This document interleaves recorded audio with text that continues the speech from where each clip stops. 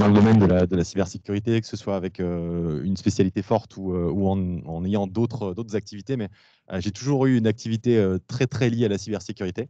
Et depuis maintenant 6 ans, chez ADO, je suis 100% dédié à cette activité. J'ai deux casquettes, ce qui est aussi intéressant dans ce type de présentation. Depuis mon arrivée chez ADO, je suis responsable de l'équipe sécurité opérationnelle. Donc, je suis en charge de fournir les outils, l'expertise et les process qui permettent de mettre en place opérationnellement de la cybersécurité pour une entreprise comme ADO. Et j'ai aussi une casquette gouvernance, dont je parlerai après, puisque j'anime un collectif de RSSI et je suis un des 5 RSSI responsables de la cybersécurité pour ADO. Rapidement, ADO, mais comme je disais en introduction, je pense que vous connaissez tous. Donc ADO, c'est une entreprise mondiale dont les marques les plus connues sont Leroy Merlin, Zodio, Bricoman, qui a pour objectif d'améliorer l'habitat mondial. Donc c'est la plateforme de l'amélioration d'habitat, tel qu'on dit chez nous. Il y a 150 000 collaborateurs. On couvre une quinzaine de pays qui vont de la Chine au Brésil et un gros focus autour de l'Europe. Et l'idée d'ADO, c'est vraiment de fournir tout un tas de services, donc des produits, bien sûr. Si vous voulez acheter un marteau, vous pouvez venir dans nos magasins, mais aussi si vous voulez monter une cuisine, si vous voulez apprendre à faire de la cuisine, par exemple, dans les anciennes comme Zodio.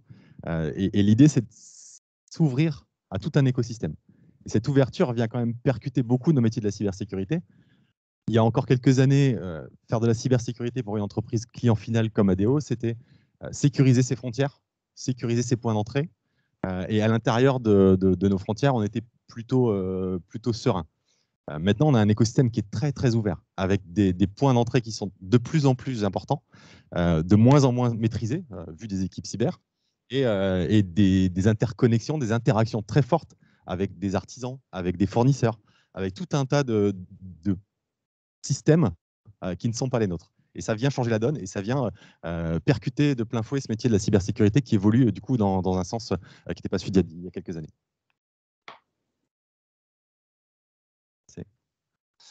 Alors, l'importance de la cybersécurité pour une entreprise comme ADO, client final, elle est multiple en fait. Alors, j'ai mis quelques saisies d'écran. Alors, le défilement ne fonctionne pas, mais ce n'est pas très grave. Il y a quelques semaines, c'était début décembre, vous avez peut-être entendu parler d'une vulnérabilité qui s'appelle Log4Shell. Alors, Log4Shell, c'est un Log4j, c'est un composant Java qui est très répandu et qui était particulièrement vulnérable à une attaque très facile, qu'on appelle une CVSS 10. Donc, c'est un score de vulnérabilité et cette vulnérabilité a obtenu une note de 10 sur 10. Le premier schéma qu'on ne voit pas derrière, c'est un schéma du nombre d'attaques par minute sur une échelle de temps, en fait. Et donc, on voit que très vite, à partir du moment où cette vulnérabilité est connue et publique, dans les heures qui suivent, on arrive à des dizaines de milliers d'attaques par minute captées par un acteur de la cybersécurité. Donc, sur Internet, pour une entreprise comme ADO, on a été en quelques minutes, en quelques heures, bombardé de tentatives d'exploitation de cette vulnérabilité qui était particulièrement critique. Cet exemple-là, l'idée, c'est de vous montrer qu'on est de plus en plus exposé, on doit être de plus en plus réactif et que ce type d'événement se joue en quelques minutes. Détecter cette vulnérabilité, être en veille sur le fait que cette vulnérabilité existe, penser à des contre-mesures et les mettre en place, ça se joue à la minute près, presque. Et de plus en plus, tout ça s'accélère. Donc, c'est vraiment un des premiers messages que je voulais vous passer. Les métiers de la cybersécurité sont hyper importants pour une entreprise parce qu'on est hyper exposé à ce genre de choses. Deuxième exemple, c'est pour vous montrer aussi que les personnes qu'on a en face de nous, donc les menaces qui sont en face de nous, s'adaptent au contexte. Et on a vu très vite, en 2020, des tentatives de phishing qui étaient très bien faites et qui étaient orientées sur le Covid. On nous envoyait des attestations, on nous envoyait tout un tas de documents en lien avec le Covid, plus ou moins bien faits, mais très ciblés sur l'actualité. Et donc, il faut absolument, pareil, qu'on soit à l'écoute de ce qui se passe, qu'on voit un peu les différentes menaces, comment elles évoluent, et qu'on fasse sur ce type d'événement beaucoup de sensibilisation. Troisième exemple, pour vous donner aussi un exemple de type de population qu'on peut avoir en face de nous. Donc ça, c'est une saisie d'écran d'un forum du dark web, on va dire ça comme ça. où est mis en vente un ransomware as a service. Alors, on a tous entendu parler de quelque chose as a service, d'infra as a service, de software as a service. Et bien maintenant, il y a des malware as a service. Et pour la modique somme de 40 $, vous pouvez acheter un ransomware et mettre à mal une entreprise, des particuliers, et ça va être vraiment du sur-mesure. Vous choisissez les options, vous choisissez le type de vulnérabilité que vous voulez exploiter, et vous mettez en place ce type d'attaque sur l'étagère, en fait. Donc, vous avez le choix, vous prenez sur l'étagère le ransomware et vous le déployez sur une cible que vous avez choisie. À nouveau, pour vous montrer qu'il y a des groupes organisés qui sont en face de nous et qui cherchent à nuire, qui cherchent à gagner de l'argent, qui cherchent à faire tout un tas d'actions pour leur profit.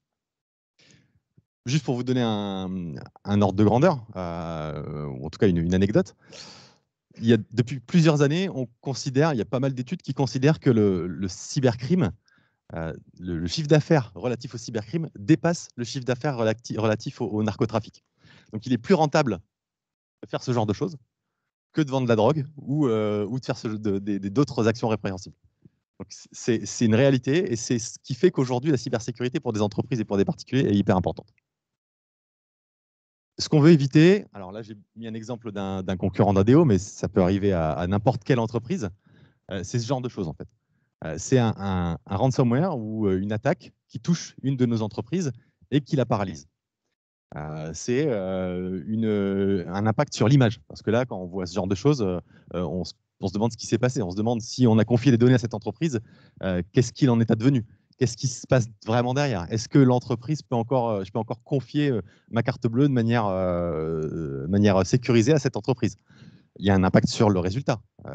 Pendant que les magasins sont impactés, on ne peut pas sortir de marchandises, on ne peut pas vendre de marchandises et potentiellement, il y a un problème de chiffre d'affaires. Il y a un impact aussi sur la confiance qu'on crée avec nos clients. Est-ce que vous allez confier un projet à une entreprise qui a ce type de problème? Donc, c'est vraiment des réflexions et des choses dont on doit tous avoir conscience quand on est une entreprise et quand on fait un métier de la cybersécurité. Et ce qu'on veut éviter, je vous parlais d'impact sur l'activité. Alors là, c'est un exemple qui m'avait moins marqué parce que ça vient d'un CHU. Alors, c'est peut-être pas très lisible. Donc, c'est un centre hospitalier qui a été ciblé. Et ils sont à un tel point démunis qu'ils expliquent à leurs patients d'aller ailleurs, en fait. Bien sûr, les urgences vitales doivent continuer, mais pour tout le reste, allez voir ailleurs. Enfin, on ne peut plus vous accueillir. Notre système d'information est complètement HS et on est tellement dépendant de ce système d'information, même pour un hôpital, qu'on ne peut pas vous accueillir dans de bonnes conditions. Et ce qui me marque moi aussi dans ce cas-là, c'est que le centre hospitalier n'est même plus capable d'imprimer. Ils sont obligés de faire ça à la main, en fait. Ils sont même plus capables de revenir au basique, en fait. Les choses qui nous paraissent évidentes aujourd'hui sont même plus possibles. Donc, c'est ce genre de scénario qu'on veut éviter quand on travaille dans une entreprise sur la cyberdéfense, et en particulier dans une entreprise cliente finale. Et donc ça, c'est pour appliquer au retail comme ADO, dans une entreprise de commerce. Voici les risques qu'on veut éviter. On va parler de risques de fraude. Alors, des scénarios de fraude dont on entend parfois parler, c'est la fraude au président. C'est essayer d'usurper l'identité de quelqu'un qui a du pouvoir dans l'entreprise pour faire des actions à d'autres personnes, typiquement des virements. L'impossibilité de remplir l'activité métier. Je parlais tout à l'heure, paralyser tout partie du système et empêcher une entreprise comme ADO de vendre, par exemple, ou de remplir ses magasins. Les fuites de données. On a tous entendu parler du règlement européen sur la protection de la donnée personnelle. Et s'il y avait ce genre de risque avéré pour une entreprise comme des entreprises d'ADO, il y aurait un impact sur la confiance, comme je le disais tout à l'heure, mais aussi potentiellement un impact sur votre propre vie privée en tant que client. Et la destruction du système d'information, c'est aussi un des risques très prégnant aujourd'hui. Il existe vraiment ce risque. On voit beaucoup d'attaques par ransomware aujourd'hui, beaucoup d'attaques qui ont tendance à avoir en plus un double effet qui se coule. On paralyse le système d'information et avant ça, on a extrait des données et on demande une rançon pour ne pas révéler ces données. Donc, il y a les deux risques qui sont combinés. Et en face de nous, on a des gens qui sont vraiment très, très inventifs et qui vont appuyer vraiment où ça fait mal. Alors, ces risques existent. Il faut qu'on puisse les maîtriser et pour ça, on s'appuie sur des organisations et sur des personnes comme moi et mes collègues qui vont parler ensuite pour se protéger et pour faire en sorte d'être au fond de cybersécurité pour répondre à ces risques. Entre deux grands types de missions dans le domaine de la cybersécurité. Il y a les missions plutôt orientées gouvernance, qui vont être là justement pour essayer de quantifier ces risques, de les qualifier pour une entreprise donnée et proposer aux dirigeants de l'entreprise des mesures qui vont permettre de contrer ces risques, ou en tout cas accompagner le traitement de ces risques de manière adaptée pour l'entreprise. Et ensuite, il y a la sécurité dite opérationnelle qui va plutôt être dans la mise en place concrète de ces mesures et l'accompagnement des produits, des projets pour avoir une cybersécurité, une cyberdéfense qui soit au bon niveau par rapport à ces enjeux. Et ces deux métiers en fait collaborent en permanence. Alors, les risques vont plutôt, la gouvernance va plutôt orienter et donner des grands jalons stratégiques, et l'opérationnel va alimenter ces grands jalons stratégiques au travers de la veille qui est faite, au travers de la connaissance du système et de ses faiblesses et aussi de ses forces, et donc pouvoir donner en rétroaction un certain nombre d'indicateurs qui vont permettre d'adapter cette stratégie. Si vous voulez exercer dans ce métier, pour pouvoir faire ce genre d'activité, il y a des compétences qui sont quand même hyper importantes. Alors bien sûr, il y a des compétences, on va dire, techniques, et on a besoin de plein de compétences dans ce domaine. C'est vraiment un métier hyper passionnant. Ce sont vraiment des métiers hyper passionnants parce qu'ils sont très transverses. Et on va avoir besoin de gens qui vont savoir parler à des développeurs, savoir parler à des responsables d'infra, savoir parler à des architectes. On doit intervenir vraiment à de multiples endroits pour mettre en œuvre de la cybersécurité. J'ai listé quelques-unes des compétences techniques nécessaires, mais la liste est vraiment loin d'être exhaustive.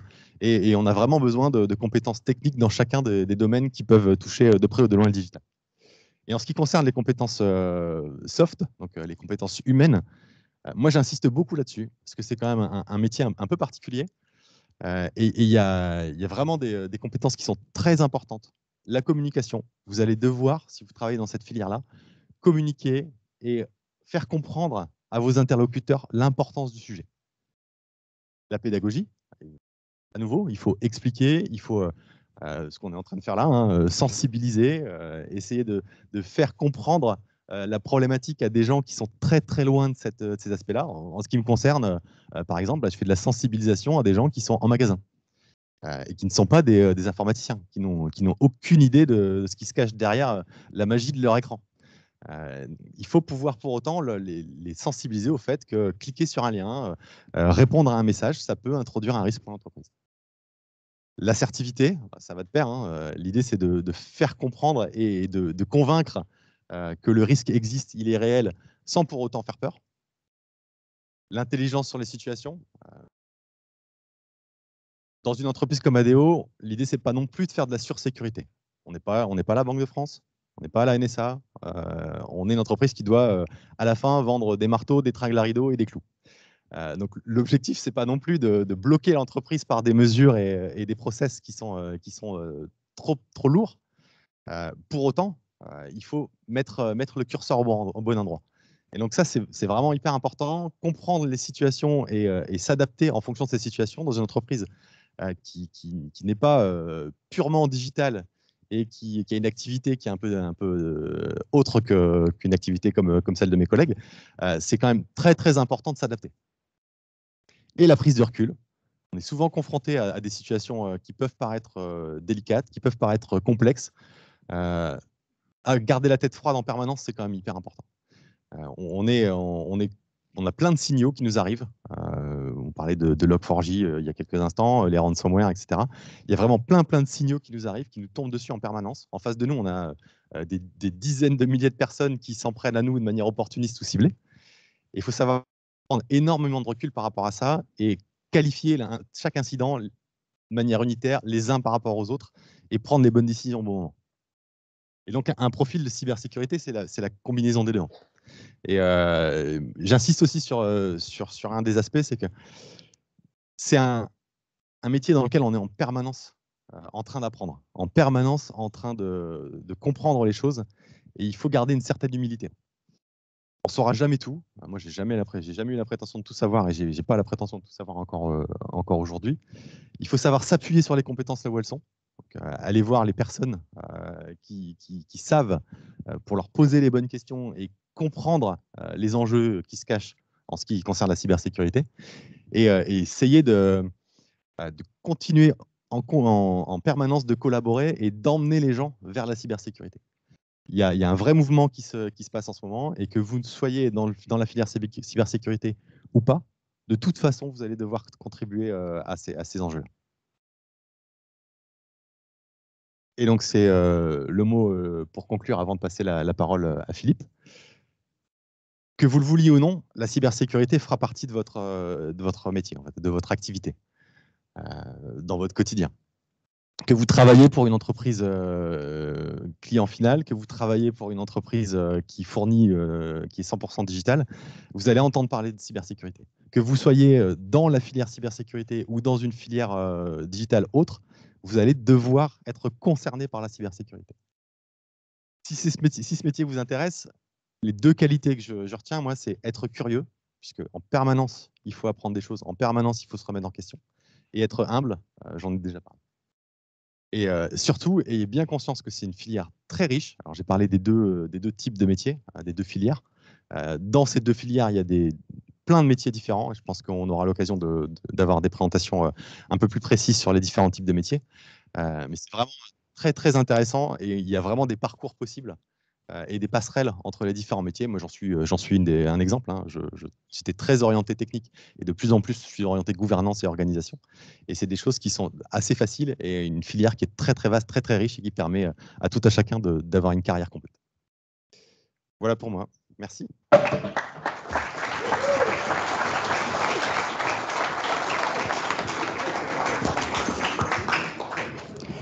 Merci beaucoup pour cette présentation. Je vous demande maintenant d'accueillir Monsieur Philippe Tisson.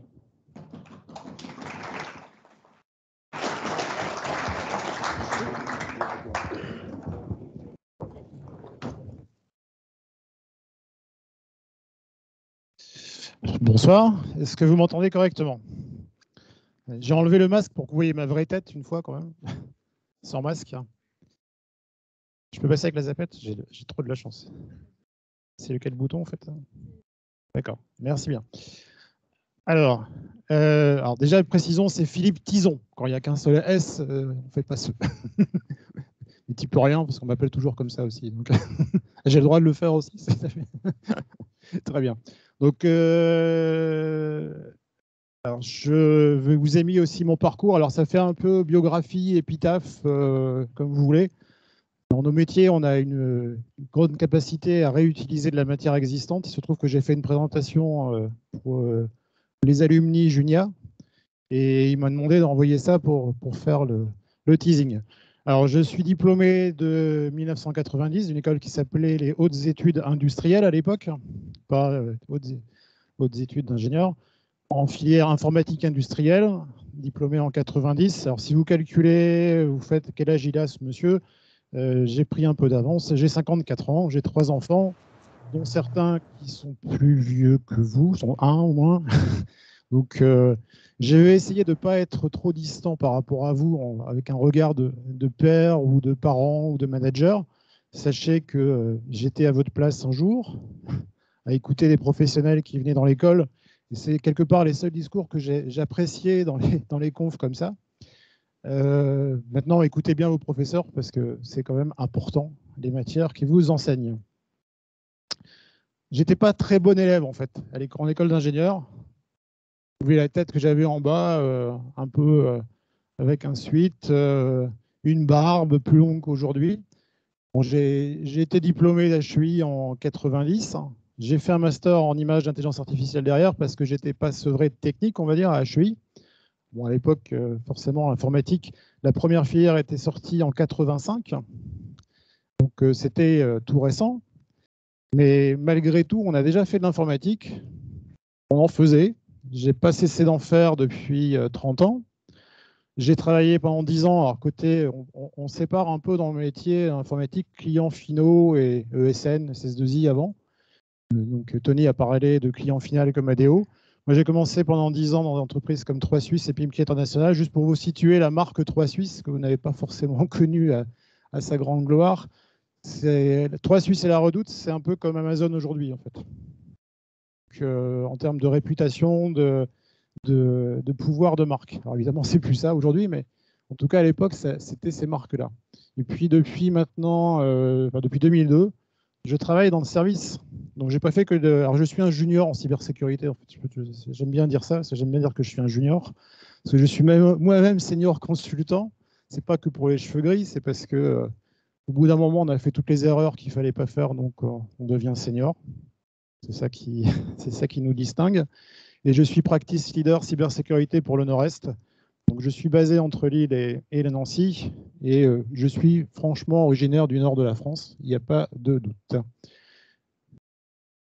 Alors, je fais partie. Alors, ça, c'est la page de publicité. Vous savez, quand vous êtes sur YouTube, vous devez attendre 2-3 secondes avant de passer sur passer l'annonce en bas à droite. Comme c'est gratuit, c'est vous le produit.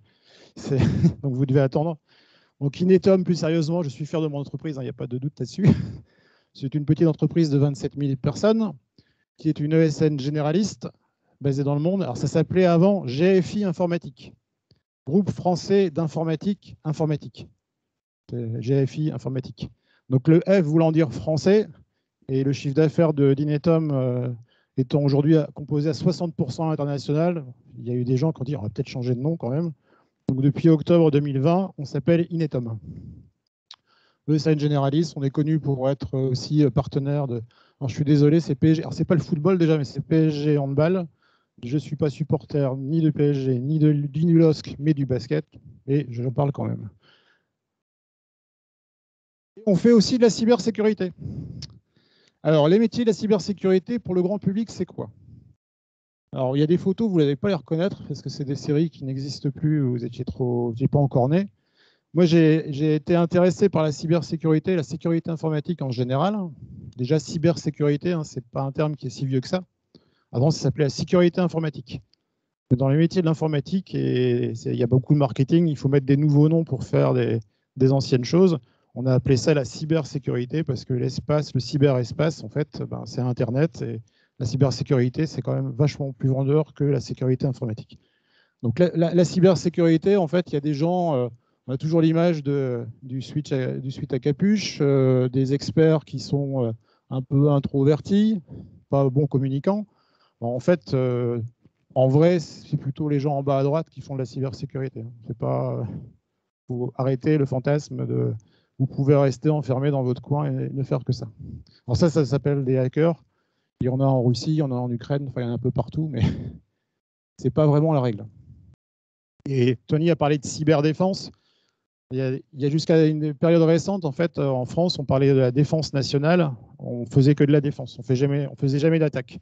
Depuis pas longtemps, il y a une unité pas que de cyberdéfense, mais qui fait aussi des attaques. On parle aussi de guerre. Hein. C'est pas Tony parlait de chiffre d'affaires supérieur à la drogue. Après, on peut faire les deux. Hein. Il y en a qui font les deux, mais cumule les mandats et les revenus. Ça représente le business de la cyber. Enfin les méchants, on va dire, tout ce qui est ransomware, etc., c'est 1% du PIB mondial. C'est juste énorme. Alors, j'ai cliqué sans le faire exprès, on dirait, non? Ou ça zappe automatiquement quand je ne suis pas assez rapide? C'est toi, Manon, qui a... Non, c'est moi qui ai cliqué par... Excuse-moi, alors maintenant. Donc, les parcours professionnels possibles. On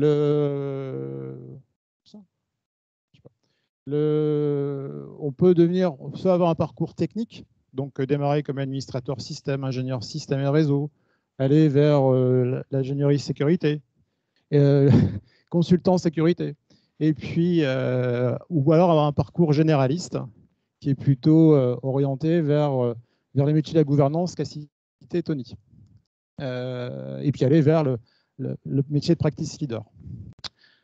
En vrai, moi, j'ai fait ingénieur de développement, chef de projet, ingénieur système, manager, et puis depuis quelques années, ça boucle en fait. Donc, il n'y a pas de parcours linéaire. Ne vous attendez pas dans votre carrière à faire quelque chose comme ça. Enfin, vous ferez différents métiers, ce qui est encore plus vrai aujourd'hui que ça n'était il y a 30 ans. Pour autant, pour faire ces différents métiers, ils font des compétences particulières. Tony en parlait des hard skills et des soft skills. Ça reste un métier il faut avoir une appétence technique. Parce qu'à minima, vous devez causer avec des experts ou faire vous-même de l'expertise. Alors justement, par rapport à la vision que vous pourriez en avoir, Tony a parlé d'humilité, je partage complètement. Alors, je vais faire une petite parenthèse. J'ai ramené du matériel très sophistiqué pour voir une démonstration.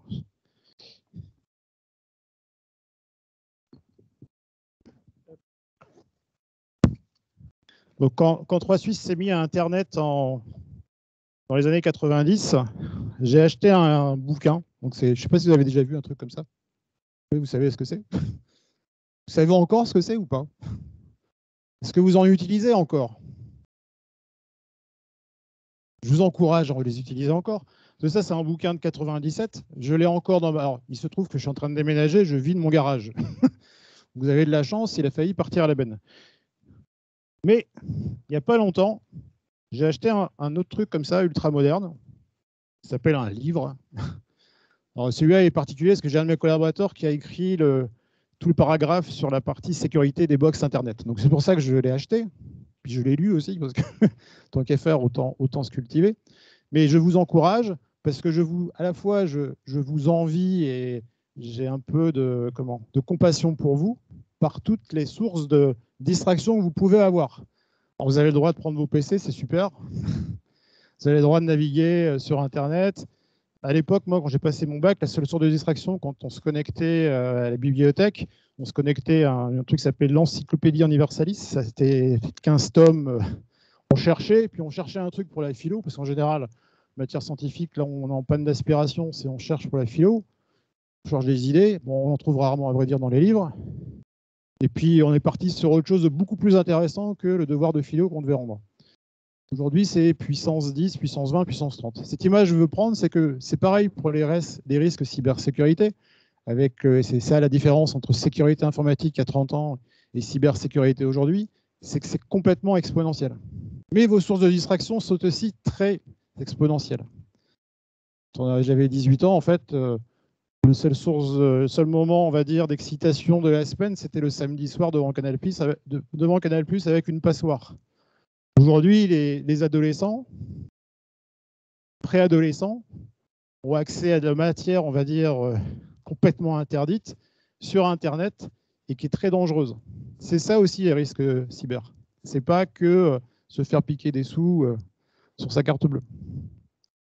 Donc par rapport à tout ça, en fait, même si après 10 ans, 20 ans ou 30 ans, moi je ne suis pas sur de technique, je fais aussi de la sensibilisation alors avec des outils très perfectionnés qui tiennent dans une poche. Ça s'appelle un câble. Alors, ce câble-là, je le mets de côté parce qu'il est un peu dangereux. Ce câble, en fait, c'est un câble de chargement. J'ai même en USB-C ou en Lightning. On le branche sur un PC. Puis, tiens, est-ce que je peux recharger mon téléphone? Puis, en fait, depuis mon téléphone, je peux piquer toutes les données qui sont sur le PC de Manon. Donc, ça paraît tout bête, mais quand vous le faites en direct devant des dirigeants en entreprise, ils disent « Ah ouais, quand même ». Quand on leur dit ne vous branchez pas sur la prise USB qui traîne dans la gare ou dans le train, etc. Potentiellement, il y a quelqu'un qui a peut-être mis un composant. Ce composant, il tient là-dedans, en fait. Vous voyez, c'est tout petit, là. Même d'où vous êtes au fond, vous ne le voyez pas. C'est dans le connecteur USB. Donc, c'est des métiers qui, malgré tout, même si on n'est plus très technique, même si je reconnais encore une forte appétence technique, permettent de s'exprimer. Donc, et ce n'est pas que de la technique, c'est aussi du réglementaire. C'est de l'organisation des aspects humains, et il ne faut pas le négliger, ce facteur humain. Alors, qu'est-ce que ça apporte au niveau technique? Alors, j'ai fait exprès de reprendre un slide qui est très politiquement correct. Il faut savoir travailler en équipe. Enfin, je vous laisse lire. Moi, personnellement, ce que j'y trouve, et d'un autre côté, c'est ce qui me plaît aussi dans mon métier d'ingénieur en informatique depuis 30 ans, c'est que je peux causer dans la même journée, dans la même semaine, avec un directeur général, parce qu'il y a le côté gouvernance, effectivement, il faut lui montrer les enjeux, mais aussi avec des experts techniques, où j'arrive à peu près à faire semblant de comprendre ce qu'ils me disent. Donc, c'est vraiment des choses très intéressantes.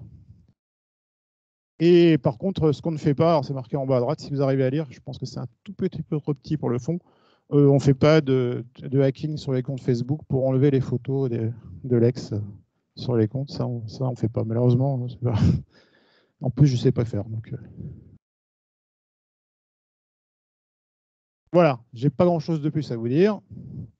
Il y a des questions tout à l'heure, je ferai un plaisir d'y répondre. Vous avez mes coordonnées. Je vous préviens toujours tout de suite si vous cherchez un stage, une alternance, etc. C'est possible. si vous m'écrivez d'ici le 1er février, je risque de ne pas vous répondre. Voilà. Mais ne soyez pas surpris si je ne vous réponds pas dans la foulée, mais je vous répondrai quoi qu'il arrive. Voilà. Merci.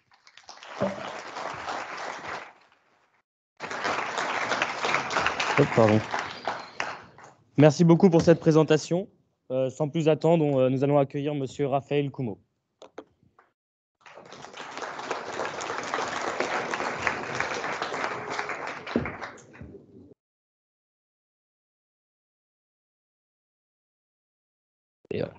Merci. Bonsoir.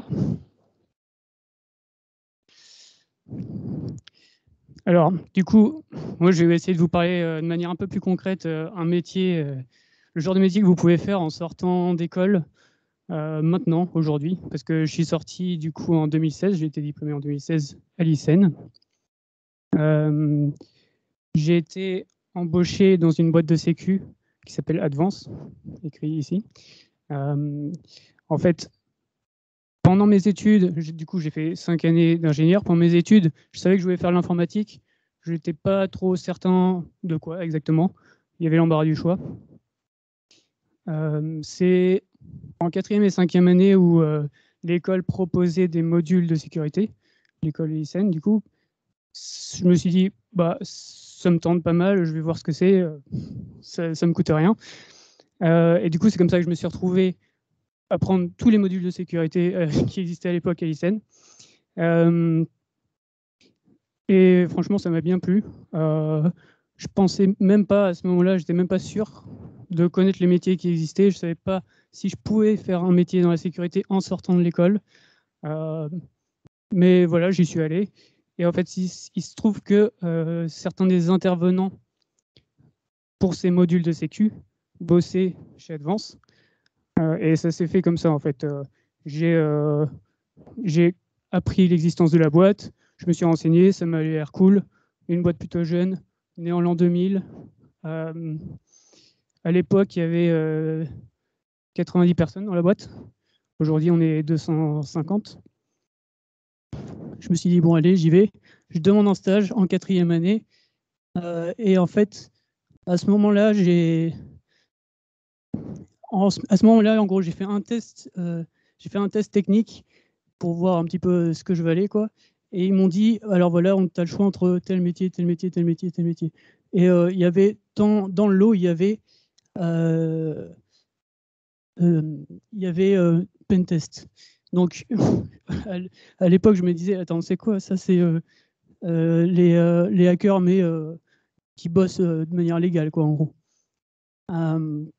Et je pensais pas du tout que je pouvais en faire mon métier, surtout pas dès le début. Et puis j'ai dit, bon, bah, s'il me le propose, je vais demander, hein, on ne sait jamais. Et puis du coup, j'ai été accepté. Et donc j'ai fait un premier stage en 4e année dans cette équipe de Pentest. C'était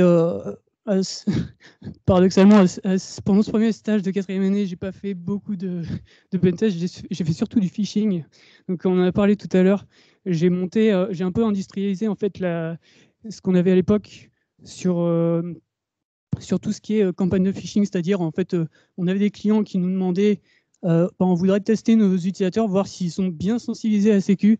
Alors ce qu'on fait, c'est qu'on envoie des mails, on se fait passer pour, je sais pas moi, le service desk. On leur dit, ah bah, vous avez un problème avec votre mot de passe, faut le changer.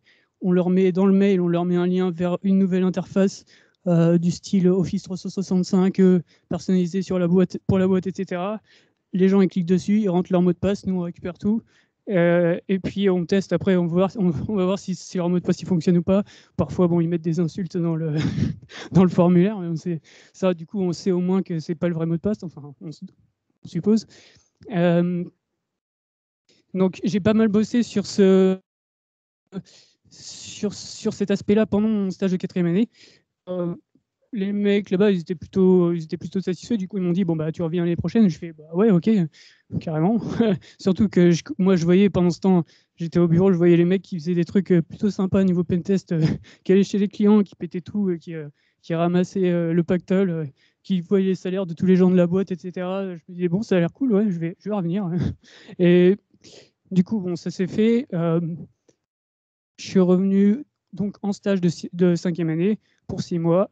Là, l'idée, c'était que, en gros, l'objectif, c'était qu'au bout des 6 mois, je sois autonome sur une typologie de pentest. Et la typologie en question, c'était le pentest web. Donc, il y en a peut-être certains qui sont un peu familiers avec le genre de truc que ça peut être. Mais en gros, la presta classique, c'est on a une semaine, donc 5 jours de boulot où on doit bosser sur un site web, essayer de le péter, essayer de récupérer un max de trucs. On fait un rapport au client, on restitue les résultats, et c'est ça la presta, quoi. Donc, et ce sur un site web qui est sur Internet. Donc, l'idée, c'était qu'en 6 mois, je sois opérationnel là-dessus. Donc, j'ai été formé en conséquence pendant mon stage sur ce genre de métier. Donc, je vais vous parler rapidement d'une journée type pour un pentest web, justement, par exemple, ou plutôt d'une semaine type, ça sera peut-être plus parlant. Donc, en général, quand on fait un test d'intrusion web, on va avoir plusieurs phases. Une première phase de cartographie où on va commencer à voir un petit peu ce qu'on peut trouver sur la machine. Donc, les différents services qui sont ouverts, regarder un petit peu l'application à quoi elle ressemble, voir s'il n'y a pas des trucs un peu louches. On se balade sur les pages, on regarde les entêtes web, on regarde s'il n'y a pas des numéros de version qui fuitent, ce genre de choses.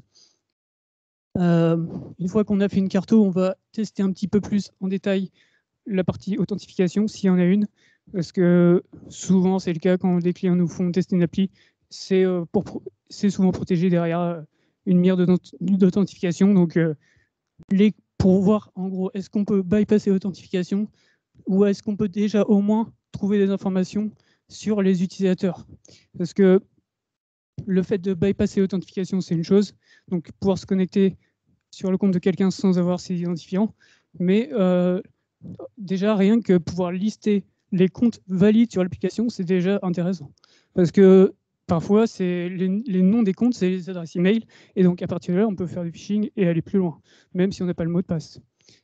Donc voilà. Ensuite, souvent, ce qui se passe, c'est que les clients, pour aller un peu plus loin, ils nous filent quand même des comptes valides. Une fois qu'on a fait les tests en non authentifié, on va aussi regarder ce qui se passe quand quelqu'un de légitime ayant accès à l'application peut faire. Donc, pour ça, ils nous donnent des comptes, si on n'arrive pas à en trouver.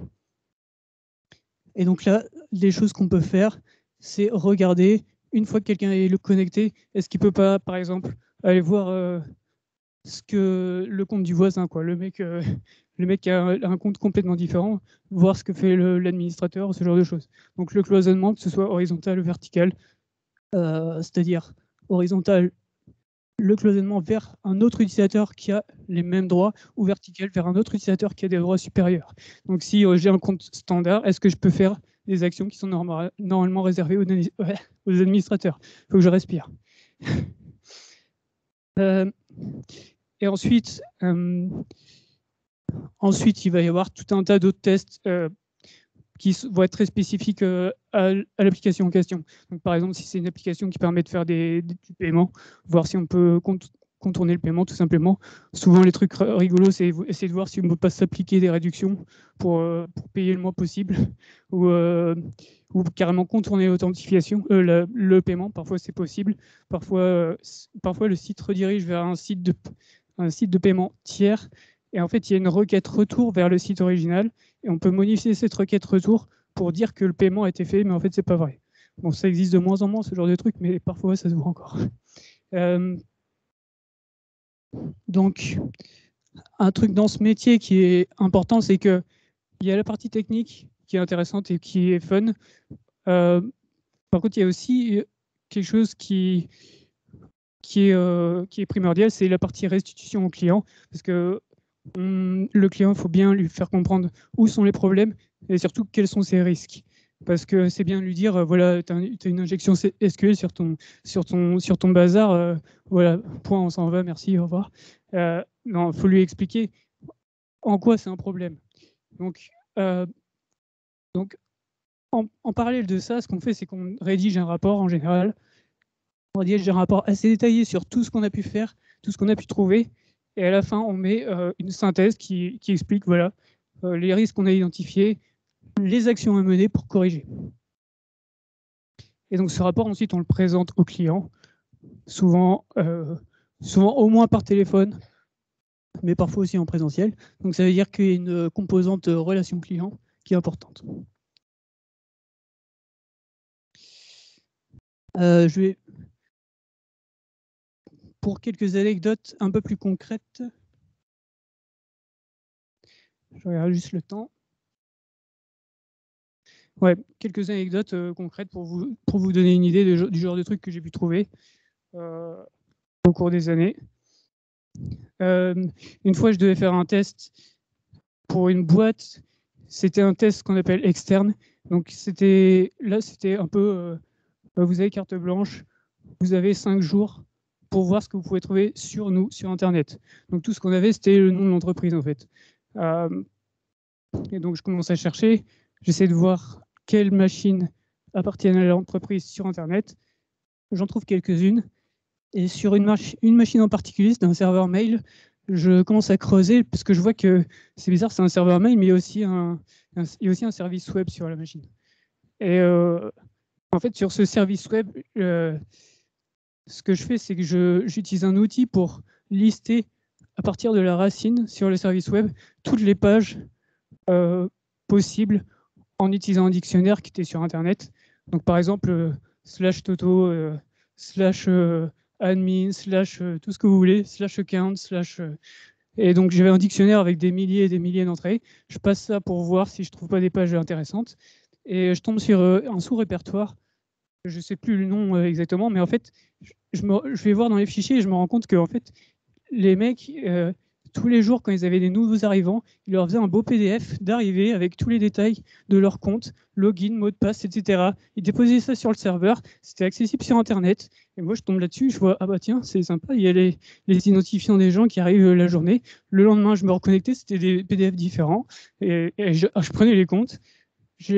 En parlant de ça, j'avais trouvé l'accès VPN, c'est-à-dire pour pouvoir me connecter à distance sur leur réseau interne. Et je teste les comptes, ils fonctionnaient. Donc ça, c'était plutôt sympa. Ensuite, un autre truc rigolo, je parlais des SQLi tout à l'heure. Donc je pense qu'il y a pas mal d'entre vous qui sont familiers avec le SQL. Il y a une technique qui s'appelle l'injection SQL. Je ne vais pas détailler ici, mais en gros, ce que ça permet de faire, c'est de, entre autres, dumper la base. Et en fait, une fois, j'ai fait un test pour un prestataire qui avait une solution SaaS. Je ne sais même plus ce que faisait la solution. En fait, la solution SaaS, en l'occurrence, ils avaient juste plein de clients qui ils rendaient un service pour plein de clients. Et en fait, ils avaient tous les mêmes clients. Enfin, tous les clients étaient dans la même base. Et il y a une injection SQL sur la base, accessible depuis Internet. Et en dumpant toute la base, c'est là où j'ai compris l'ampleur du truc, parce qu'au début du test, je n'avais pas capté qu'ils avaient autant de clients. Et en fait, je vois la liste des clients et ah oui, lui, je le connais, lui, je le connais, lui, j'ai acheté des trucs chez eux, lui. Donc c'était assez impressionnant.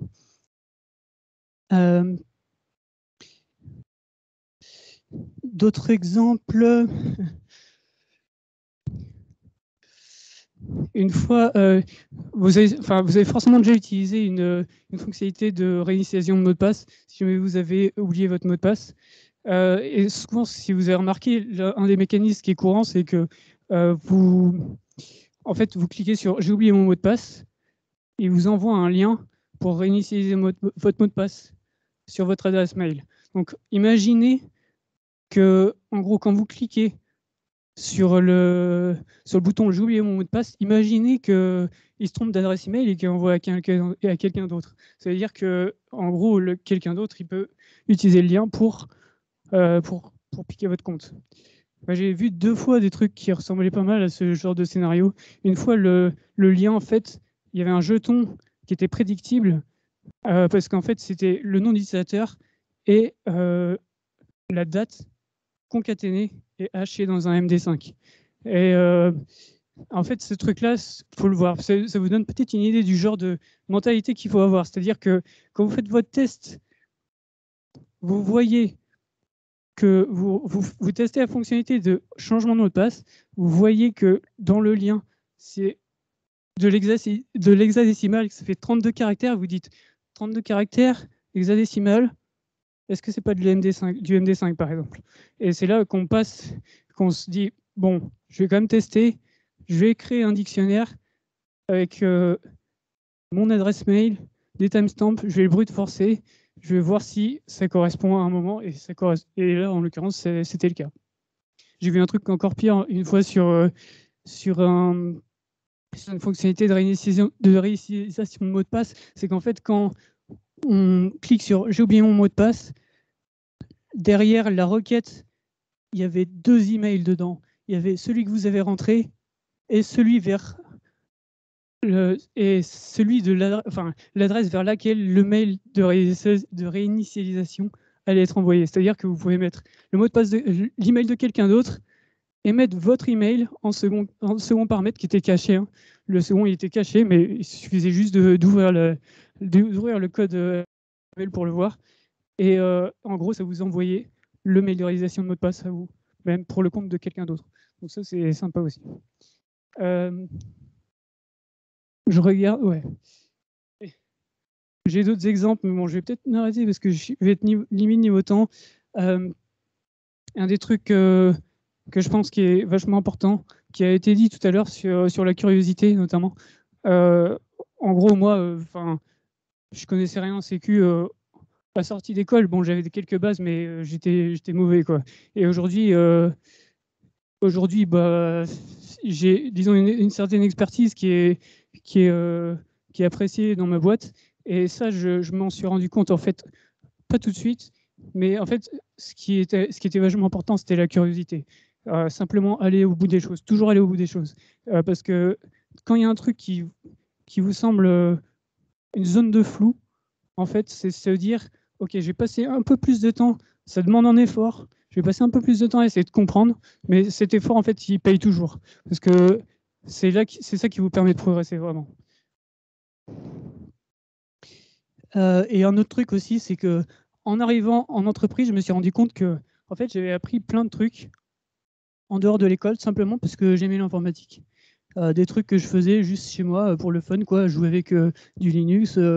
Et en fait, cette curiosité, vraiment, ça m'a beaucoup aidé, en particulier parce que je voulais faire un métier technique. Donc si vous voulez faire de la technique, c'est le genre de logique qui est importante. Donc finalement, j'ai fait du pentest pendant à peu près 5 ans. Et puis j'ai voulu changer un peu d'horizon. Aujourd'hui, depuis le Covid, je fais un métier un petit peu différent. C'est plus de l'amélioration continue. En gros, avant j'étais attaquant, maintenant je suis passé côté défense. Et dans ma boîte, on fait aussi de la défense. Et là, je fais de l'amélioration continue. Concrètement, je fais pas mal de dev. Je dev en Go. Si jamais vous faites du dev en Go, continuez, c'est bien. C'est un bon langage si vous voulez être efficace et pas perdre de temps. Donc, principalement du dev, mais aussi un peu d'expertise sécu quand il y en a besoin. J'ai un métier un peu bizarre à décrire aujourd'hui, mais du coup, je ne sais pas si je vais rentrer dans les détails. Chez Advance, il y a d'autres ISEN. Le premier ISEN qui était chez Advance, c'est notre patron, notre PDG, qui a fondé la boîte. Du coup, je l'utilisais en 2000 et qui est toujours là. Ensuite, il y a pas mal de devs. Il y a pas mal de gens en pentest, comme j'étais avant. Donc, il y a pas mal de profils. Chez Advance, on a aussi un CERT, CERT, donc qui fait de la réponse à incident.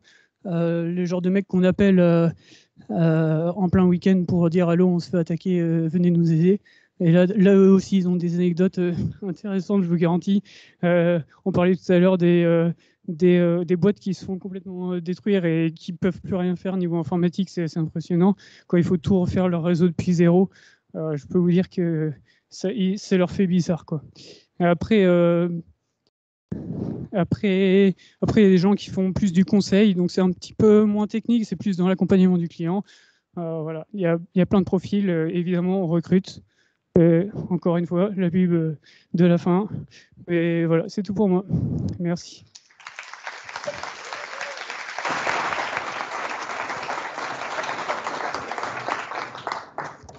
Merci beaucoup pour cette présentation détaillée. Sans plus attendre, du coup, je vous demande d'accueillir Monsieur Charles Boisnard.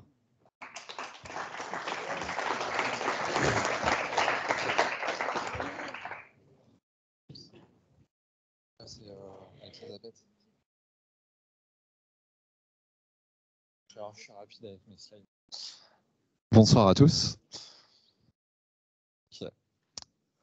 Du coup, je me présente. Donc, je suis Charles Boisnard, manager chez MC2I, un cabinet de conseil en transformation numérique.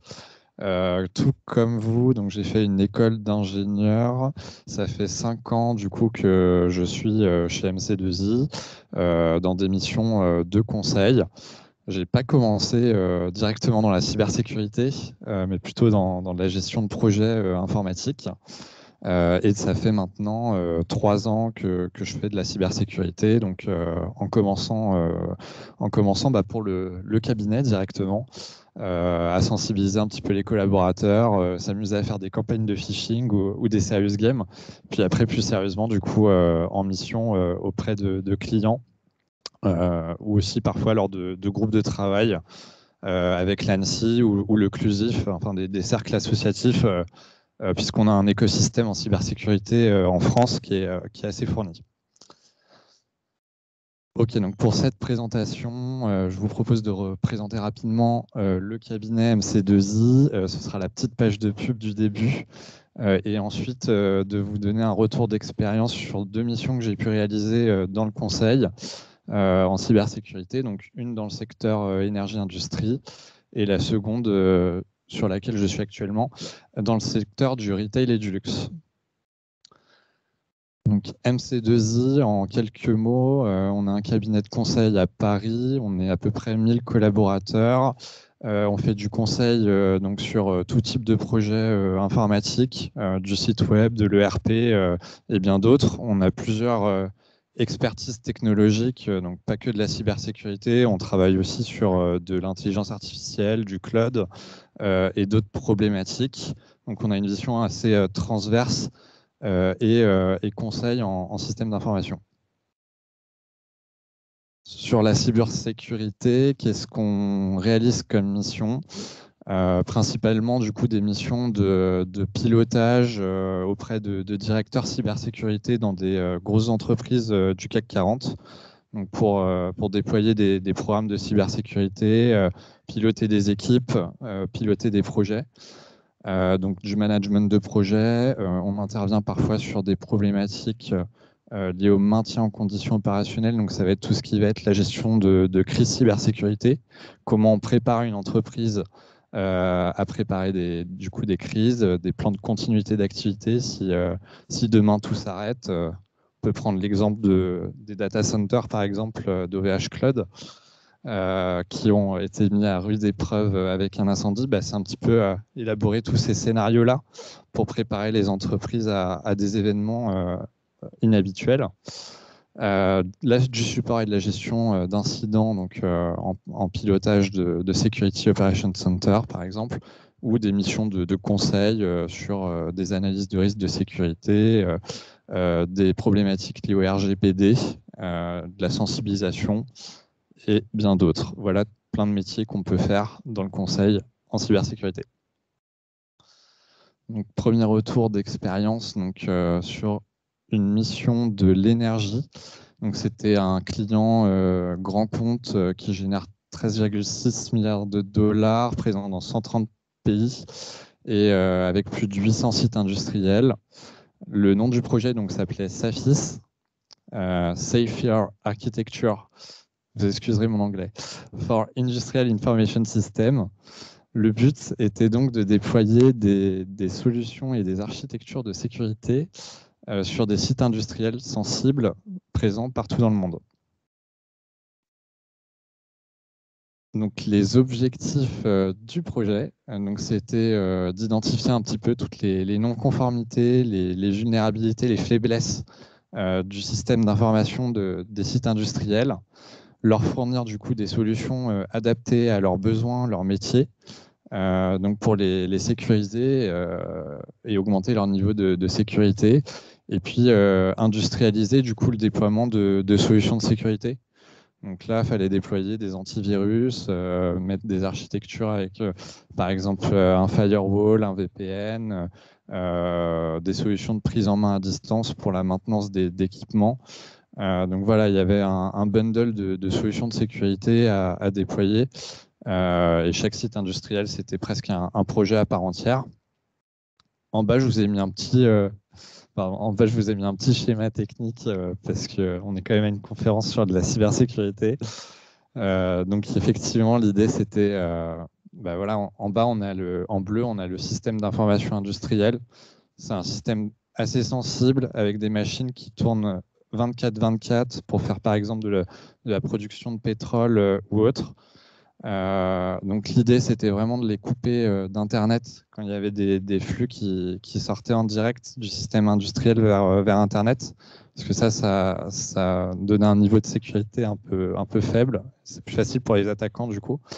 Et du coup, on a mis en place une zone démilitarisée du coup, pour qu'il n'y ait plus aucun échange direct entre le système d'information industrielle et puis le système d'information de l'entreprise où là, les collaborateurs envoient leurs mails, stockent leurs documents, etc. Donc tout passait par une zone de sécurité. Plus aucun échange direct entre le système d'information industrielle et l'extérieur. Voilà en gros ce qu'on faisait. Donc il fallait fallait gérer ce projet sur l'ensemble des phases. Donc on pilotait du coup un petit peu auprès des sites industriels toute la phase de cadrage. Déjà de savoir qu'est-ce qu'ils avaient comme architecture réseau, la difficulté de savoir quelles étaient leurs machines, de qualifier chaque flux pour savoir qu'est-ce que c'était les flux qui rentraient, qui sortaient, est-ce qu'ils étaient justifiés, etc.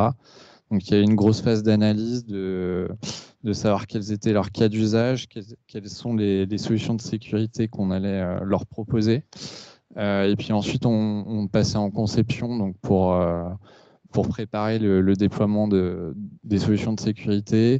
On accompagnait le déploiement avec les équipes techniques qui allaient sur site, qui installaient les équipements, etc. On pilotait un petit peu tout à distance. Ensuite, il y avait des phases de recettes, formation, pour s'assurer juste que les solutions de sécurité marchent bien, de former les utilisateurs à ces solutions-là pour qu'ils puissent être autonomes par la suite pour gérer leur propre sécurité sur leur site industriel. Il faut savoir que c'était leur métier premier en industrie, c'est pas faire de l'informatique et de la sécurité. Donc il y avait il faut être assez pédagogue en fait pour leur expliquer tout ça. Et ensuite, du coup, c'était eux qui étaient chargés de déployer et de mettre en sécurité du coup tout leur parc informatique avec les solutions de sécurité qu'on leur fournissait. Donc, ce qui est riche sur ce type de mission industrie, c'est que on intervient sur une topologie de sites qui était très différente. Ça allait de raffineries à des laboratoires, des plateformes offshore où ils arrivaient sur site en hélicoptère, etc. Donc c'était assez atypique. Des méthaniers, donc voilà, en termes de réseau, c'était très différent d'un site à l'autre. D'architecture aussi. Les technologies utilisées, donc c'est très spécifique dans l'industrie hein, d'avoir ces automates industriels et ce contexte de sensibilité par rapport aux machines à sécuriser. Et du coup, ça demande des compétences en architecture, en analyse de risque et en solutions de sécurité aussi. Je ferai plus rapide. Donc, sur luxe et retail, un second exemple de mission de conseil que j'ai pu réaliser.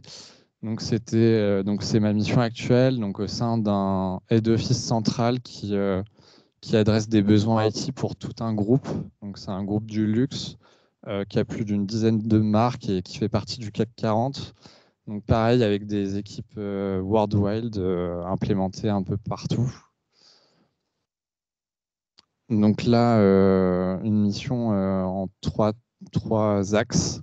Il y a une première partie de la mission, un premier axe qui est la définition, l'appui à la définition de la stratégie de sécurité du groupe.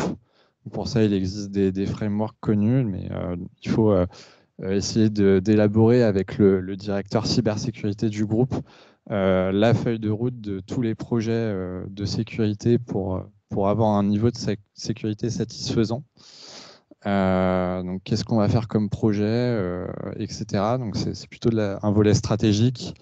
Ensuite, définir la gouvernance entre l'équipe sécurité et les autres départements. Il faut savoir que quand on fait de la cybersécurité à ce niveau-là, au niveau d'un directeur cybersécurité et puis d'une direction cybersécurité dans une entreprise, on interagit énormément en fait avec d'autres entités de l'entreprise, directement, régulièrement avec le COMEX, régulièrement avec les départements financiers, les départements RH, le procurement pour la gestion des suppliers si on emploie des cabinets tierces ou autres. Donc voilà, c'est un métier riche aussi là-dessus qui touche un peu tous les départements d'une entreprise. Donc là, il fallait piloter aussi une équipe de 15 chefs de projet sur plus de 85 projets, mettre en place du reporting, du suivi des alertes, des risques, des budgets, planning, etc. Il y a un deuxième axe donc, de gestion de crise. Effectivement, on en a parlé tout à l'heure, Log4Shell. Donc là, c'était en décembre. Effectivement, nos clients ont été, comme toutes les entreprises, ont été concernés par cette faille. Et il fallait très vite identifier les serveurs vulnérables, donc déployer des scans de vulnérabilité et piloter un petit peu les actions auprès des marques pour remédier au plus vite. Donc c'est un exemple de mission et de pilotage aussi qu'on peut réaliser. Industrialiser des solutions de sécurité et puis faire du conseil aussi en solutions de sécurité. Le dernier axe, donc, c'est un axe plutôt gouvernance et process qui était de refondre un petit peu tout le process d'intégration de la sécurité dans les projets. Il faut savoir que du coup, donc, il fallait mettre en place un process dans l'entreprise pour que tous les projets IT du groupe, sécurité ou pas sécurité, en fait, tous les projets informatiques fassent l'objet de revues de sécurité, d'analyse de risque pour identifier où sont les points faibles des projets IT qu'on gère. Si on met en prod un site web, de vérifier qu'il y a bien les aspects de sécu qui sont mis en place et qui sont analysés. Donc, c'est aussi un challenge à part entière de pouvoir faire ça. Donc voilà pour le bilan, secteur retail et luxe. Donc pareil, on a une typologie de sites, de métiers différents. Ça va des boutiques, points de vente, entrepôts et aussi usines industrielles parfois. Le e-commerce, particularité du luxe aussi, c'est qu'il y a des risques liés à l'image de marque et autres. Une diversité de technologies aussi. Puisque sur un pilotage à maille d'une direction cybersécurité, ça permet de voir des solutions de détection, gouvernance, de protection. Et puis, il fallait aussi mettre en place du dashboarding et du reporting.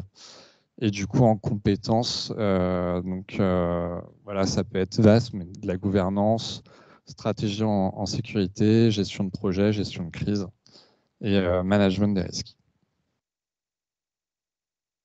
J'espère que ça vous aura parlé. C'était tout pour moi. Et pour la dernière page de pub, on recrute aussi des stagiaires et des alternants dans l'informatique et pourquoi pas dans la cybersécurité aussi. Voilà.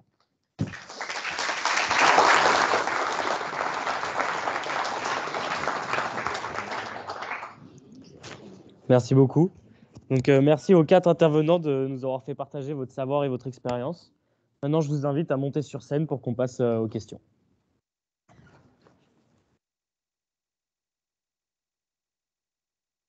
Peut-être allumer le deuxième. Non ? Il y a le dernier qui arrive. 1, 2. Parfait. On n'en a que 2. Donc, je vous donne à vous 2 et puis on verra.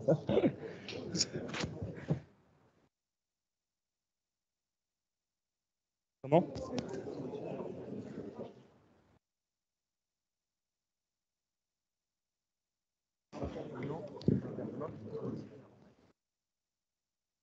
Vous pouvez retirer votre masque hein, si vous voulez. C'est vrai qu'il y a de ça. Je vous invite à lever la main si vous avez une question. Et on vous amènera une question dans le chat. Pour commencer, il y a une question sur le chat qui demande, enfin c'est pour Raphaël, est-ce que ça demande beaucoup de programmation pour débuter dans la cybersécurité ?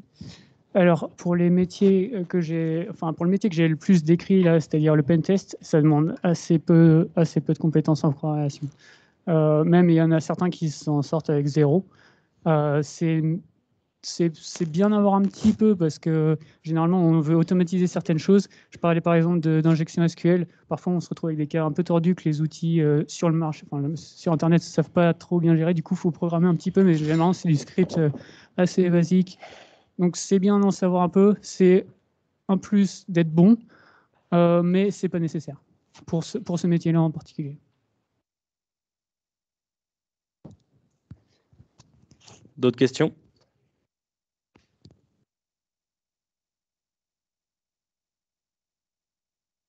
Comment vous faites pour pouvoir assurer justement la veille technologique lors d'un suivi d'une entreprise, pour assurer que la défense que vous avez mise en place, elle va perdurer dans le temps, vu que les attaquants vont évoluer vite?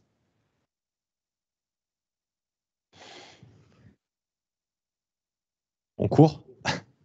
Non, c'est très compliqué, effectivement. Donc, il y a déjà un enjeu, c'est que les équipes aient du temps pour faire cette veille. Mais on a aussi tendance à externaliser cette veille. On fait appel à des cabinets qui sont spécialisés dans le domaine, qui vont nous donner des rapports sur la menace et sur les activités en cours des acteurs malveillants. Et donc, cette veille, on l'externalise pour pouvoir la faire de manière efficace et la mutualiser avec d'autres entreprises. Alors, pour compléter, en fait, c'est vrai il y a les méchants et les gentils, enfin, caricaturés. Donc l'histoire, c'est de ne pas avoir trop de temps de retard sur les méchants. Donc, comme on l'a dit tout à l'heure, c'est assez structuré ce marché quand même en termes d'obligations aussi. Il y a des obligations réglementaires. Il y a des organismes d'importance vitaux, par exemple, qui sont obligés de se faire protéger, de respecter un certain nombre de choses. Il y a des structures gouvernementales, notamment une qui s'appelle l'ANSSI, en fait, l'Agence nationale de sécurité informatique, qui protège les très grands, ceux qui vous permettent d'avoir de l'eau, de l'électricité, des choses comme ça. Et après, il y a tout un réseau de prestataires qui sont recommandés ou même habilités, reconnus par l'ANSSI pour protéger les entreprises. Il y a tout un réseau aussi, on a parlé des CERT tout à l'heure, des échanges d'informations. Et en fait, c'est un métier de renseignement. Et il y a beaucoup de militaires aussi, ces métiers d'anciens militaires. Moi, j'ai la chance d'avoir deux anciens militaires dans mon équipe, en fait, que j'ai embauché. Il y en a un, il y a 20 ans d'ancienneté, un contrat de 20 ans, et l'autre, 15 ans. En fait, ils bossaient dans des opérations, ils étaient très secrets autant. Mais en fait, on se perçoit que c'est un milieu où le patron de l'ANSSI, c'est un ancien militaire. J'ai un collègue qui vient de rejoindre la direction générale des armées à Rennes. Enfin, il faut être à la pointe du renseignement. Donc, vous-même, soyez curieux. Sur Twitter, il y a des hashtags à mettre pour se tenir informé des vulnérabilités. On parlait de Log4j, enfin de Log4Shell, on le voit arriver sur ce genre de circuit, mais tout le monde peut l'avoir en fait. Donc il faut se tenir informé. C'est pour ça le côté humilité, par contre, ça demande une capacité d'absorber une tonne d'informations. Moi, là, j'étais sur une mission pendant 6 mois qui n'avait rien à voir avec la sécurité. Il y a des fois, je me dis, je suis passé à côté de plein de choses. C'est très difficile, il faut rester informé. Il faut vraiment être à la pointe de la formation, mais il y a tous les outils. Tout à l'heure, quand j'ai fait ma blague sur le livre, c'est statique un livre. C'est bien pour se poser, etc. Par contre, vous avez la chance aujourd'hui, si vous voulez faire tous de la cybersécurité, à la limite, sans vos écoles respectives, vous pouvez vous former. Il y a tout sur Internet, toute la matière existe. Donc c'est en ce sens que je disais que j'étais envieux. Si j'avais fait la même chose il y a 30 ans, en fait, je pense que j'arrivais à un niveau encore autre sur le sujet technique. Mais bon, Après, on peut faire plein d'autres choses intéressantes aussi que la technique, mais il y a de la matière et du renseignement disponible sur Internet. C'est ça la principale façon de se maintenir un temps d'avance. Mais c'est très structuré. Hein. Sachez que c'est pas juste, on espère peut-être être à la pointe de l'information des attaquants. Merci pour cette question. Est-ce que quelqu'un d'autre a une question?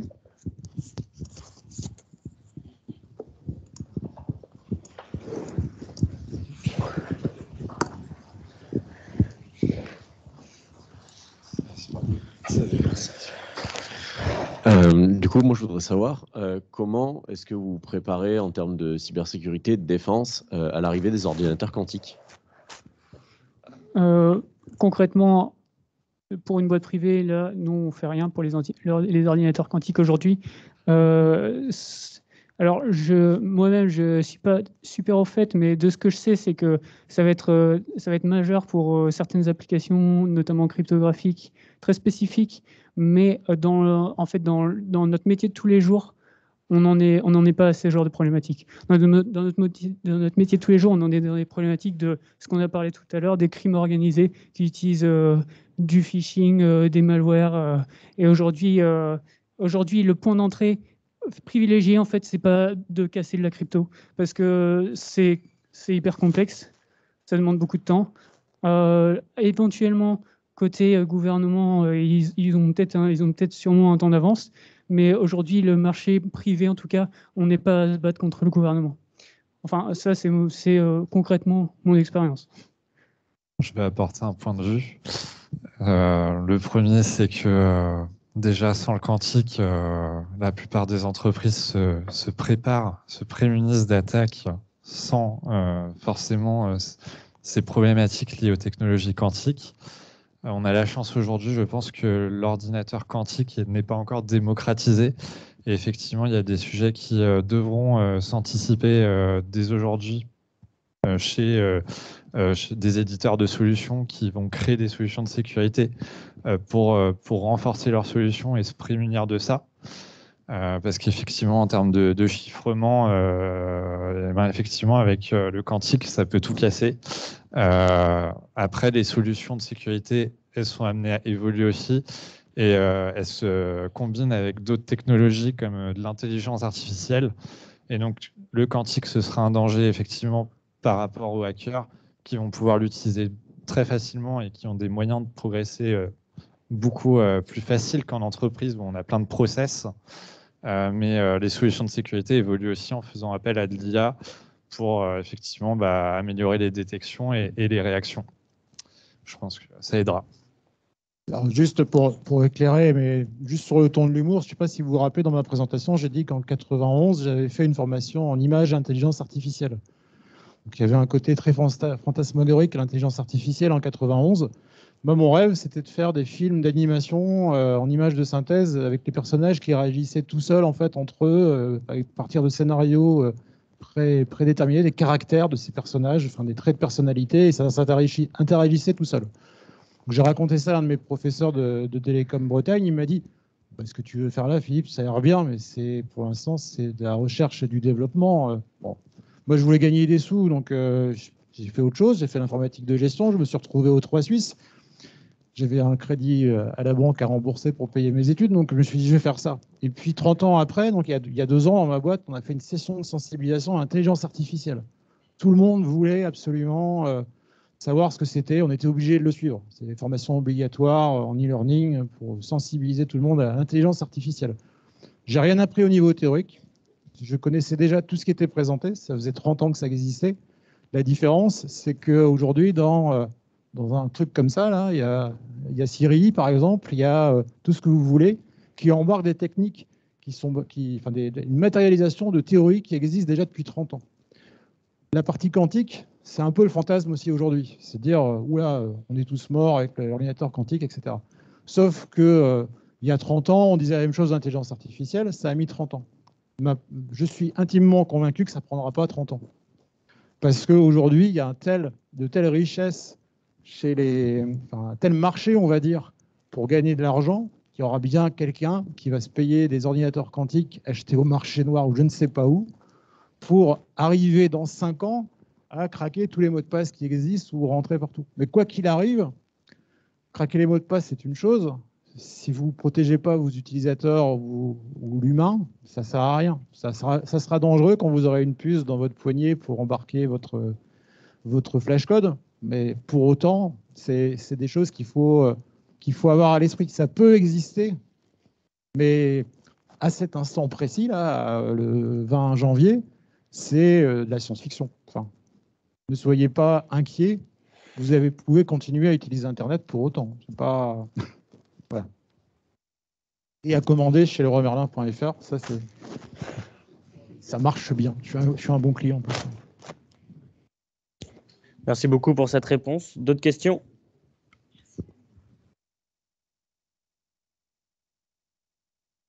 Ah, si, parfait.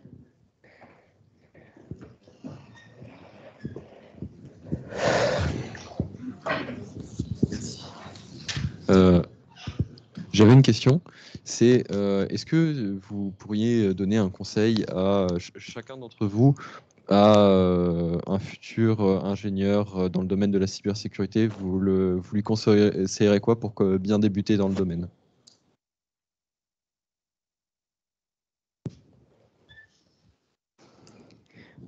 Pour revenir un peu à ce que j'ai dit sur la partie curiosité, ça va dépendre aussi, ça dépend de beaucoup de choses évidemment. En fait, par rapport à mon parcours, une des choses que j'ai trouvé très pertinente par rapport à mon parcours, et c'était d'ailleurs conscient quand j'ai commencé à faire du pentest, c'est que je me suis dit, au moins au début, je ne sais pas ce que je ferai dans 10 ans, quand j'ai commencé, je savais pas du tout, mais je me suis dit, le pentest, déjà, ça m'intéresse, mais en plus, je sais que c'est ultra technique et que ça touche à énormément de choses. Et en fait, ces bases techniques, je sais qu'elles vont forcément me servir si jamais je veux rebondir. Ça peut que me servir. Et du coup, c'était ça mon focus, c'était être à fond dans la technique, parce que la technique, ça sert toujours en cybersécurité. Donc, être curieux par rapport à ça. Si jamais c'est un truc qui te tente, la technique, bah, tu y vas et puis tu y vas à fond. Et puis, au début, c'est les premières années, surtout professionnelles, surtout au début, quand c'est quelque chose de nouveau, c'est beaucoup plus facile d'être à fond, à la limite de bosser un peu plus que ce qu'on te demande, etc. Mais vraiment y aller à fond, quoi. Et toujours creuser, curiosité. Voilà. Si tu veux débuter, si tu veux t'entraîner, je suis d'accord avec les aspects techniques. Et il y a plein de matières vraiment sur Internet qui est disponible. J'avais mis quelques exemples, on n'en a pas parlé sur les slides, mais tu as une plateforme qui s'appelle RootMe, par exemple, qui est très accessible et qui est très progressive en plus. Si tu veux débuter, si tu veux te mettre le pied à l'étrier, tu peux t'entraîner sur des challenges et commencer à monter en compétence sur ce type de choses. Et donc, du coup, prendre une culture sécu qui te permettra par la suite d'évoluer vers d'autres métiers. Et donc, je suis assez d'accord. La technique est un bon point d'entrée.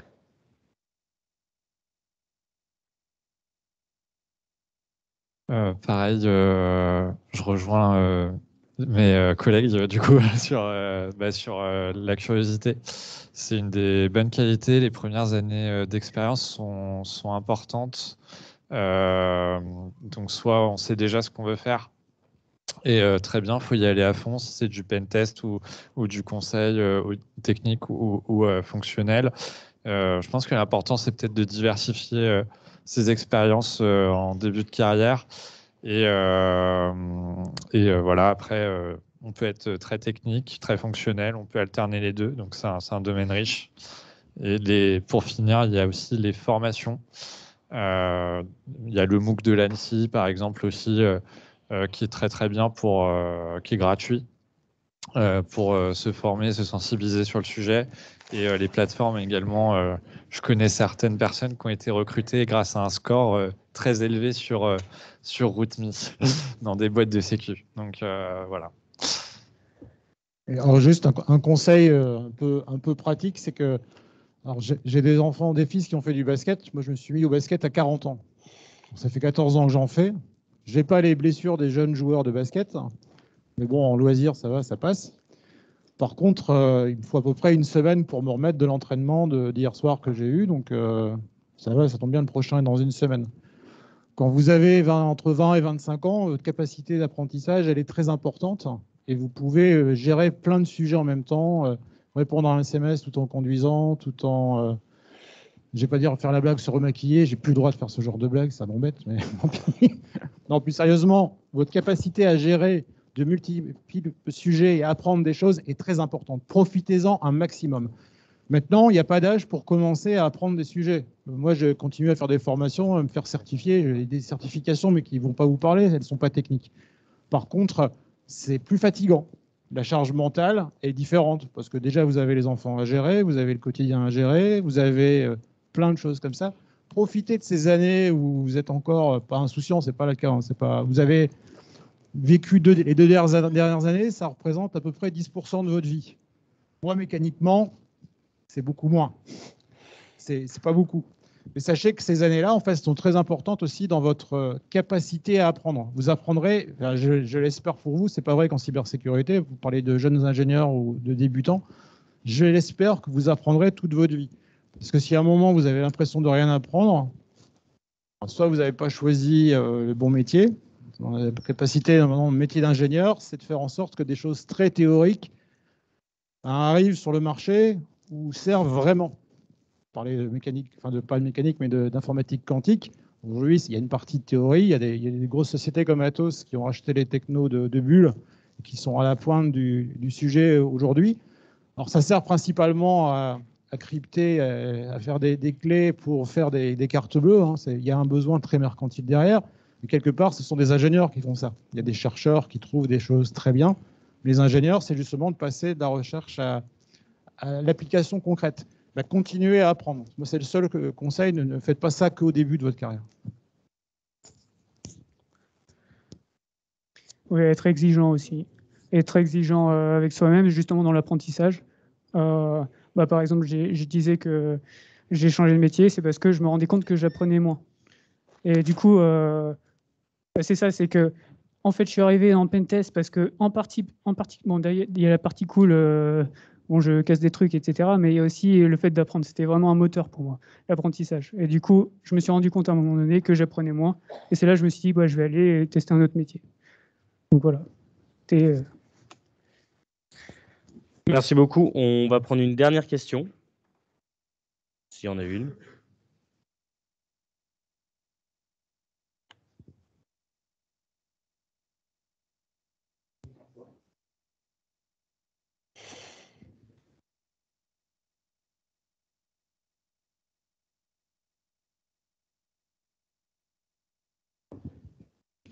Merci. Merci tout d'abord tous les 4 pour vos témoignages, je pense, qui étaient extrêmement riches et puis je pense assez instructifs sur l'état du marché ou des métiers aujourd'hui de la cybersécurité. Moi, j'avais une chose qui se dégage un peu de vos témoignages, c'est aussi à quel point le domaine, notamment dans le métier, a évolué sur les dernières années. De votre point de vue, c'est quoi les grands défis ou les grands bouleversements des prochaines années, peut-être pas à l'horizon 30 ans, mais dans les 5-10 prochaines années, ou modifications encore qui vont arriver dans le domaine? Je pense qu'on l'a vu un petit peu au début. On a parlé de malware as a service. Effectivement, il y a une progression constante dans la qualité et dans la façon dont sont organisés les attaquants. Qui devrait du coup continuer. Les enjeux pour les entreprises, du coup, c'est toujours axé, je pense, sur la sensibilisation, même si aujourd'hui, j'ai l'impression que depuis 3 ans environ, tout le monde sait à peu près qu'est-ce que c'est que la cybersécurité, ou on a déjà entendu parler.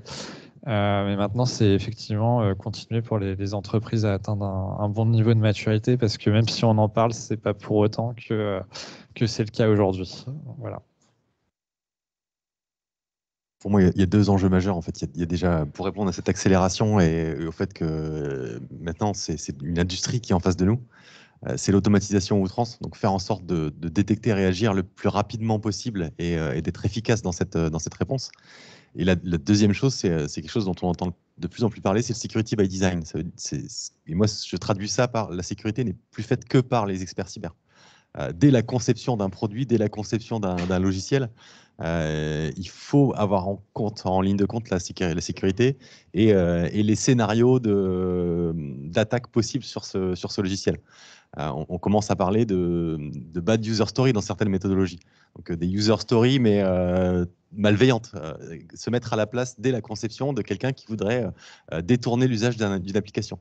Et c'est vraiment, je pense, la tendance qui va se dégager, le fait que dès le développement, dès la conception des produits, les équipes qui sont en charge de ces produits et pas les experts cybersécurité devront se préoccuper de la cybersécurité de leurs propres produits.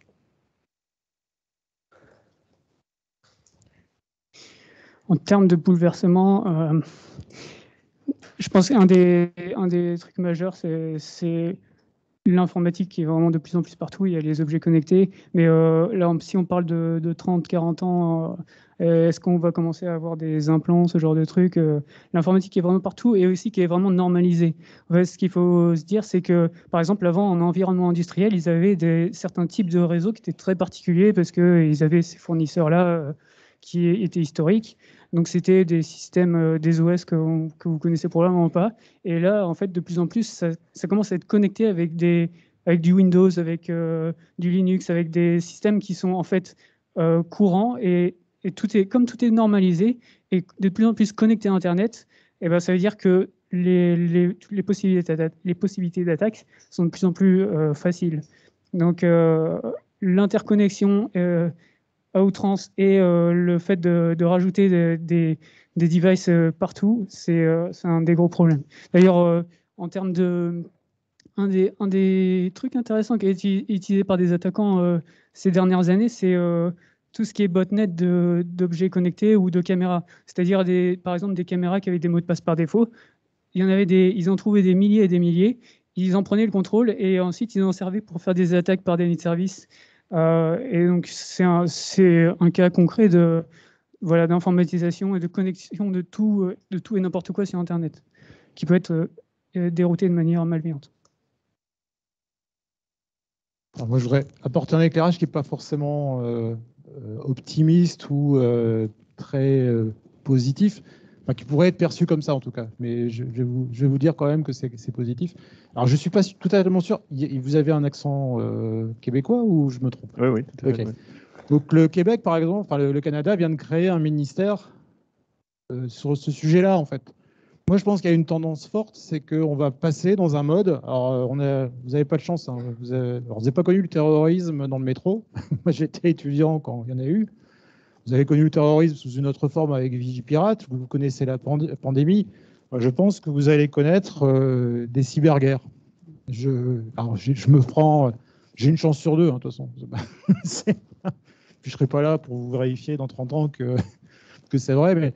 Il y a une notion quand même, ça se tend très fortement, c'est devenu, les cyberattaquants, c'est pas que des gens qui veulent faire du fric, c'est des pays, on les nomme pas parce que des fois dans l'assistance, il y a des citoyens de ces pays, mais c'est une réalité, ils sont financés et de tout temps, la mafia a eu des liens avec le gouvernement, c'est pas nouveau, hein, ça s'appelait des mercenaires, donc il y en a aujourd'hui en Afrique qui font de la sécurité après les Français. Les personnes qui sont dans mon équipe, c'est des anciens d'opération Barkhane, donc ils savent très bien. Ils ont ce genre de... Dans l'armée, il y a ce genre de métier. Alors sachez, je ne connais plus exactement l'antenne qui recrute, mais il y a Christophe Guilherme, alors je ne sais plus comment on dit, secrétaire, président de Junia Alumni, en fait, qui a relayé un message. Je ne sais plus, il y a 50 postes ouverts pour des gens qui travaillent dans le secret, dans l'informatique. C'est un métier... Quoi qu'il arrive, on ne l'a pas dit en fait, parce qu'on est assez pudique, c'est un métier qui paye bien. C'est un métier aussi qui est porteur. Il y a plein de jobs qui s'ouvrent. Les gens qui s'engagent. Alors moi, j'ai eu un confinement de 10 mois. En 92, j'ai fait mon service militaire pendant 10 mois. Vous savez plus ce que c'était, ça a existé. Aujourd'hui, si vous voulez vous engager dans les forces de la défense nationale, ça existe et c'est possible. C'est pas pour aller faire la guerre en opération extérieure dans des pays africains où il y a du pétrole ou autre. Il ne faut pas se leurrer, c'est quand même la motivation principale de tous les gouvernements.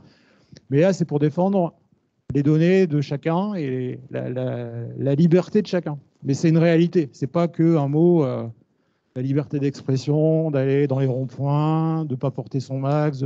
Non, là, c'est la liberté pour ne pas se retrouver tuer au coin d'une rue. Hein. C'est pas juste pour le plaisir. Voilà. Merci beaucoup d'avoir fait cette présentation.